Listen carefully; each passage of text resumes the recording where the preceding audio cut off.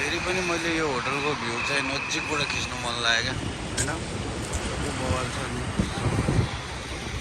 कस्तो दामी छ क्या होटल के भन्नु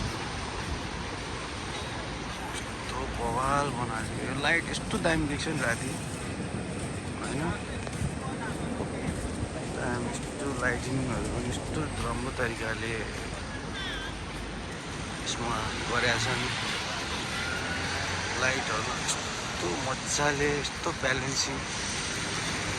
गऱ्यो भने के चाहिँ हुँदैन भन्ने कुरो हुँदो रहेछ क्या मैले चाहिँ बुझेँ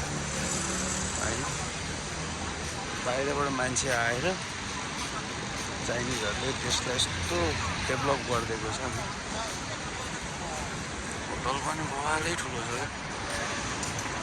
यस्तो भिडियोहरू हेर्नको लागि मेरो च्यानललाई सब्सक्राइब गर्नुहोस् थ्याङ्क यू सो मच